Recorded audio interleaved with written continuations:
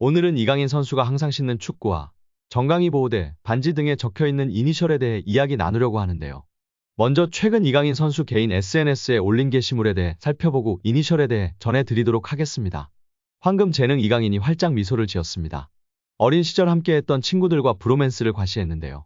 이강인은 28일 자신의 SNS에 한 장의 사진을 업로드했습니다. 스페인 발렌시아 유스 시절 호흡을 맞춘 파블로 곤살베스, 세사르 바나클로이와 어깨동무하며 포즈를 취했습니다. 세 남자는 동시에 자신의 SNS에 같은 사진을 올려 진한 우정을 인증했습니다. 대한민국 미드필더 이강인은 스페인 명문 발렌시아 유스에서 성장했습니다.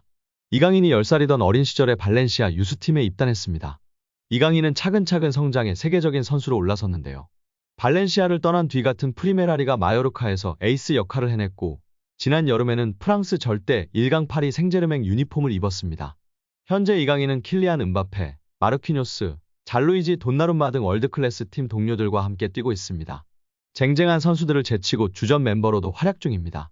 스페인 국적의 파블로 곤살베스는 2008년부터 발렌시아에서 뛴 원클럽맨입니다. 이강인과 같은 팀에서 축구선수의 꿈을 키워갔는데요. 현재 발렌시아 B 팀에서 등번호 10번을 달고 뛰고 있습니다. 이강인처럼 유명 선수는 되지 못했지만 1군에서도 조금씩 출전 시간을 늘려가며 실력을 발휘하고 있습니다.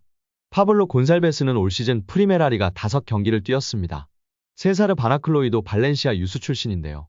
하지만 2021년 은퇴했습니다. 이강인, 파블로 곤살베스, 세사르 바나클로이 모두 다른 길을 걷고 있지만 우정은 변함이 없었습니다. 오랜만에 재회의 우정의 상징 어깨동무로 추억을 남기며 팬들의 관심을 받았습니다.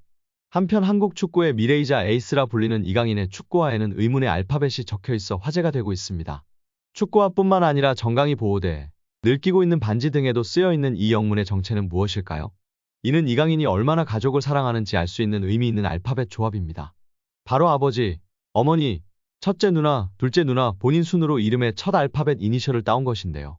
매일 신고 매일 입는 축구 용품에 가족의 이니셜을 새겨 넣을 정도로 가족을 사랑한다는 것을 보여주고 있어 팬들의 관심을 받고 있습니다. 최근 PSG 입단 기념 75초 인터뷰에서도 이강인은 쉬는 날 주로 무엇을 하는지에 대한 질문에 가족과 밥 먹기 라고 답한 바 있는데요.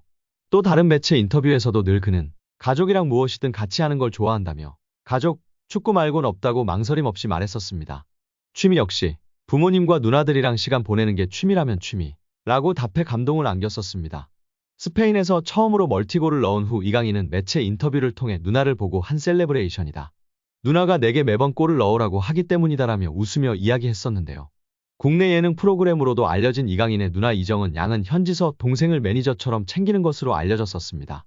이강인의 툴툴대는 것 같은 말에서도 누나를 향한 애정이 느껴졌었습니다.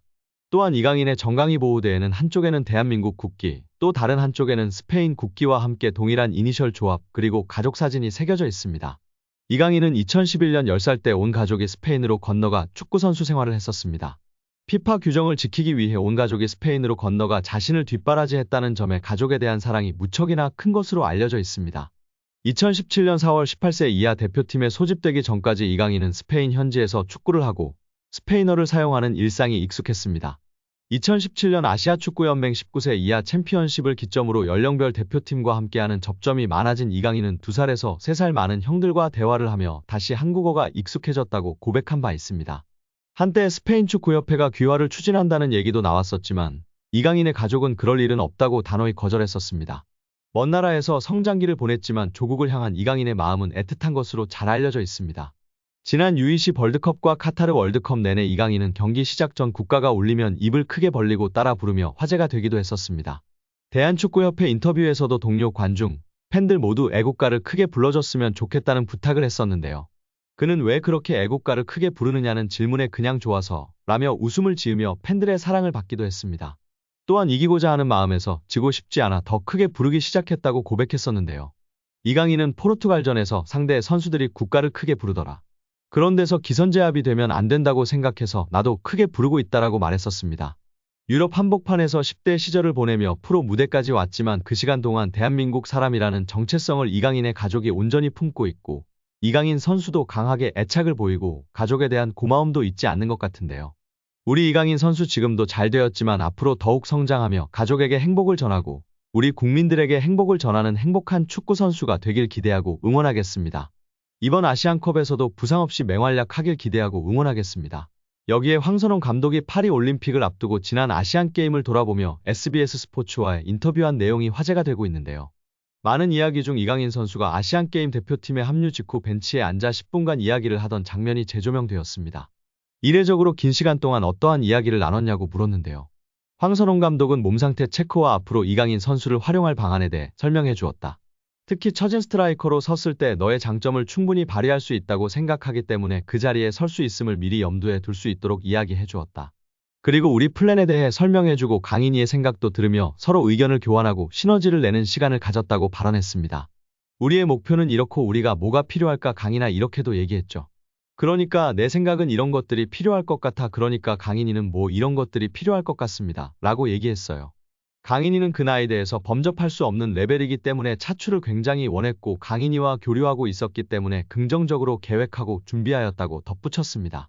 이를 본 팬들은 이강인 선수가 음단장의 역할을 아시안게임에서 하고 왔었구나. 감독이 물어보고 강인이의 생각을 반영해줬었구나. 그래도 결국 금메달 따서 정말 다행이었다. 등의 반응을 보이고 있습니다. 최근에는 황선홍 감독이 파리 생제르맹에서 다양한 자리를 소화하고 있는 이강인 선수에 대해 이강인 선수에게는 좋지 않다. 포지션이 바뀌면 아무리 재능이 뛰어나도 적응하는 데 시간이 필요하다면서 지금처럼 여러 포지션을 왔다 갔다 하면 전문성이 떨어질 수밖에 없다며 아쉬워하는 발언을 했습니다. 이어 황 감독은 지금도 이강인이 10번 자리는 미련을 못 버리겠다. 그 기술에 패스 찔러 넣어주는 거 봐라. 그 자리에 익숙해지기만 하면 그만한 재능이 어디 있나. 라고 발언했는데요. 이강인의 최적 포지션으로 중앙 공격형 미드필더를 꼽았습니다. 이 포지션은 주로 플레이메이커 유형의 선수가 서는데 다른 포지션에 비해 움직임이 더 자유롭고 때에 따라서는 문전에서 마무리까지 해줘야 합니다. 황 감독은 창의적이고 슈팅 능력 또한 뛰어난 이강인이 이 역할을 해줄 것으로 기대했습니다. 항저우 아시안게임을 앞두고 이강인의 합류 시기를 조율했던 때를 떠올리면서 대회 시작하기 전부터 이강인에게 이 역할을 맡게 될 것이라고 주문했다고 밝혔습니다. 그는 강인이는 자신 있다고 했다. 그런데 대표팀에서나 PSG에서나 측면에 서다 보니 그 자리 10번에 설 때 부자연스러웠다면서 일본과의 결승전 때 사이드에 세워보니 훨씬 자유롭고 여러가지 움직임이 원활했다고 돌아봤습니다. 그러면서 더 일찍 합류했더라면 조별리그 때부터 여러 실험을 해보면서 이강인을 중심에 둔 공격 해법을 더 빨리 찾았을 것이라며 아쉬워했습니다. 이강인은 위르겐 클린스만 사령탑 체제 A대표팀에서 주로 오른쪽 측면 공격수나 미드필더로 나서고 있는데요. 지난 10월 튀니지와의 친선 경기에서 멀티골로 A매치 데뷔골을 기록한 이후 매 경기 득점, 도움 등 공격 포인트를 쌓고 있습니다. 황 감독은 10번 자리에 설 때와 비교해 폭발력은 떨어지더라도 시야가 양쪽으로 확보되고 문전에서 안쪽으로 파고들 기회가 많이 생기는 점이 장점이라고 봤습니다. 오늘 영상은 여기까지입니다. 끝까지 시청해주셔서 감사합니다. 늘 건강하시고 더 좋은 영상으로 찾아뵙겠습니다. 구독과 좋아요도 잊지 마시고 부탁드립니다. 감사합니다.